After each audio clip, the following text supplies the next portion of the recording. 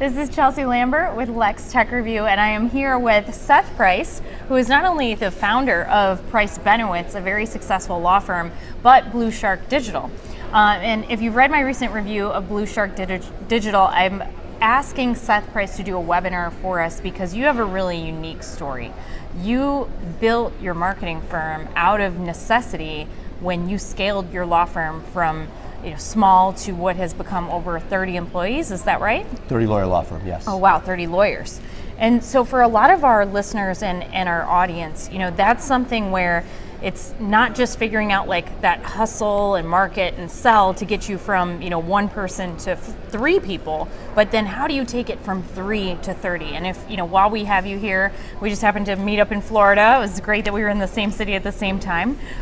Share a few of your pointers or just lessons that you've learned of what took you from 3 to 30 in such a short period of time. Right, so it was me and my law partner Dave, who went to college and law school together, and about 10 years ago, he really wanted to practice law, and I had been with big law, and I really didn't want to be doing the day-to-day work of lawyering, so we decided to divide and conquer.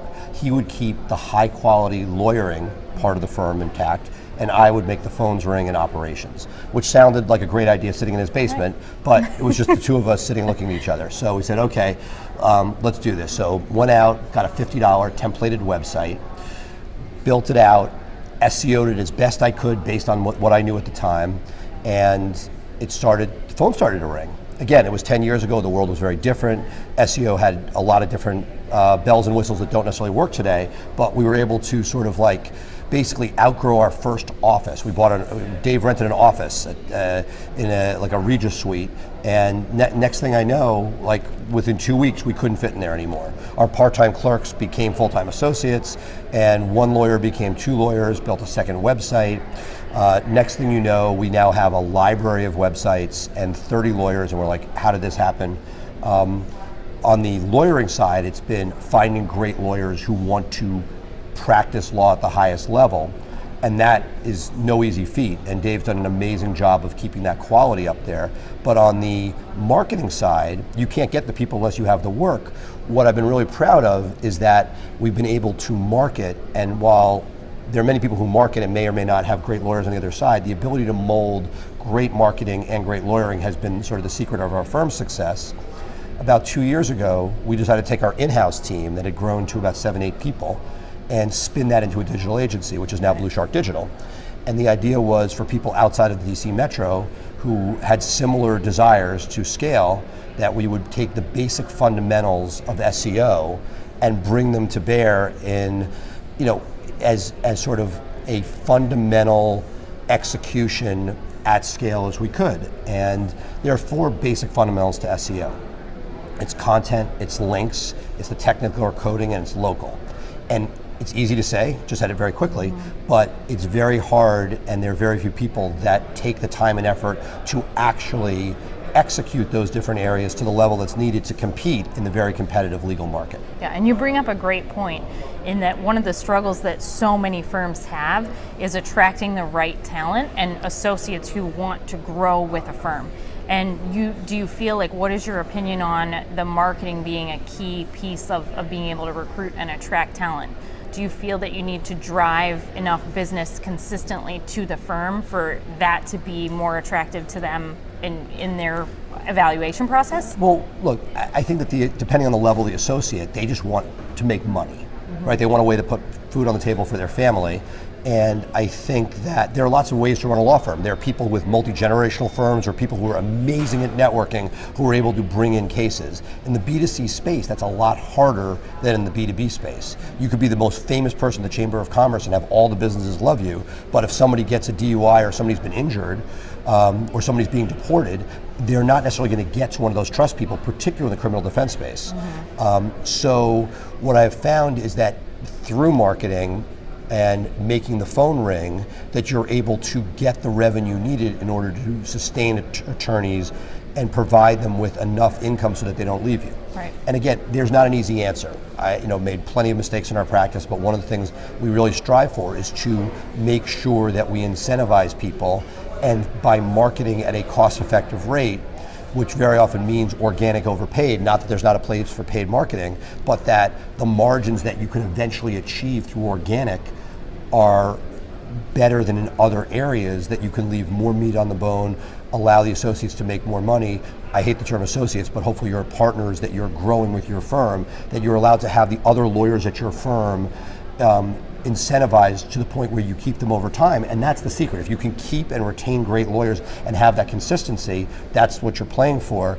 And using marketing as a way to generate the business necessary to be able to compensate them and yourself at the same time is really the key to all that. That's excellent feedback too. The one thing that I'm very excited that you'll be sharing on the webinar is a lot of the law firms that I speak to at CLEs, I'm sure you do too, are in that initial stage of growth, the 1 to 3 or 1 to 5 employees, and they don't have huge advertising budgets. So you just mentioned that organic is really important because of the return that you're able to see compared to the cost involved. So what would be some of those foundational pieces, and I know you'll be sharing this in our session, but that are really critical? Because we talked about this a couple weeks ago. I'm paying a guy over here who's doing a little bit of this, and then I have a contract for social media over here, and then I have maybe like a fine law contract that I got roped into. Like, what is your advice for someone who's a solo or a 2 or a 3? What are those critical pieces that will help them build a foundation? Well, I think first you have to know what sector you're in. One size does not fit all. What we do is not right for everybody. There are more people than not that I say, hey, we're not right for you. For instance, in the B2B space, SEO would not be the place I'd spend $1. Mm-hmm. I might buy season tickets to a game or have a monthly lunch or dinner or something that generates that stuff. So first you have to know what works in your space. Yep. Assuming that you have that, then the question is, what are the things, very often lower dollar things, that you're spending money on that may not have a return on investment? You may have a social media package somewhere. You might have a blogging package somewhere. There are a bunch of different elements that I am skeptical of because they don't have a way of tracking return on investment. Right. Everything you do needs to be, the metrics have to be checked, because you have no idea if it's working or not, present company included. So through technologies like CallRail, where you're seeing what calls are coming in through the web, a dynamically generated number changes on your website, very inexpensive technology, but it allows you to figure out what is working and what's not. What I'm skeptical of is packages that are a piece of the puzzle, but without providing all of it. And it's tough because you have to start somewhere, and people make mistakes and you figure it out, what works, what doesn't work. But what I've seen, I'm very passionate about organic search and putting the resources in to get the content and links that are needed in order to make a statement to Google that you're authoritative and should be the best answer to a question presented. Yeah. And especially when none of those systems are talking to each other, or like you're getting content from the one source over here and then I'm doing a newsletter over here and there's nothing really connected and there's no metrics and reporting.